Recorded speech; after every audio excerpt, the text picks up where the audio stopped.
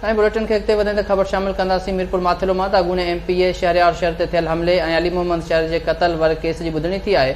गिरफ़्तार अॻूणे एसएचओ रौंती शकूर लाखो खे सख़्त पुलिस पहिरे हेठि एटीसी कोर्ट में पेश कयो वियो। अदालत अॻूणे एसएचओ रौंती शकूर लाखो खे 12 नवंबर ताईं जेल हवाले करे छॾियो आहे। वकील हाज़िरीअ खां छूट जी इस्तदा कई आहे। केस में नामज़द अहमद ख़ान सिलरो पेश न थियो आहे। वकील इस्तदा कंदे चयो आहे त अहमद ख़ान सिलरो जी तबियत ठीक न आहे, जंहिं सबबि हू अस्पताल में दाख़िल आहे। जॾहिं त अॻूणे एसएचओ शकूर लाखो जो चवणु आहे त हुन शहीद पुलिस एहलकारनि जो प्लान कयो, खेसि सभ खां वधीक धाड़ेल बि हुन मारिया आहिनि। तफ़सील मालूम कंदासीं। लाइन ते मौजूद आहे लतीफ़ लगारी। जी लतीफ़, तफ़सील जो।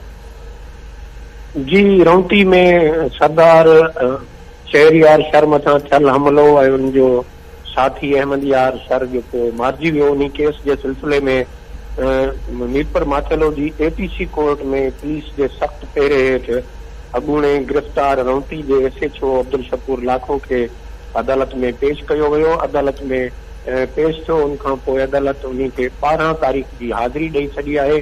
जॾहिं त पुलिस जो रिमांड ख़तमु थियल आहे, हू जेल कस्टडी में आहे।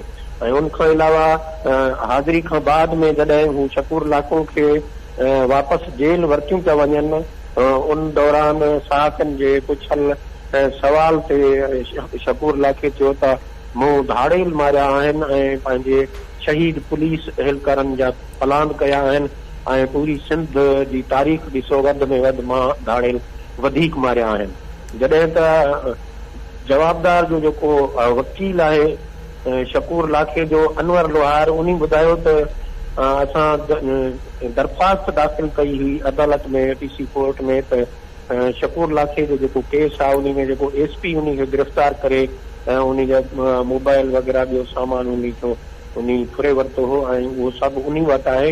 हिन चयो त मूं दरख़्वास्त में इहो ॼाणायो त तव्हां एसपी जो जेको आहे मोबाइल फ़ोन उन जी CDR ॾिसो ऐं एसपी सां गॾु ॿिया जेके हिन खे गिरफ़्तार करण में हुया उते मौजूदु हुया ऐं उन्हनि जी CDR ॾिसो, जंहिं ते अदालत मुंहिंजी इहा दरख़्वास्त रद्द करे छॾी। अदालत चयो त तव्हां इन्वेस्टिगेशन ऑफिसर खे अहिड़े क़िस्म जी दरख़्वास्त ॾेई सघो था ऐं अदालत खे नथा ॾेई सघो।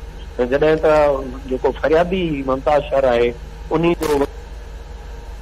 वॾी महिरबानी नाज़िम लतीफ़ लगारी तफ़सील ॾिना आहे।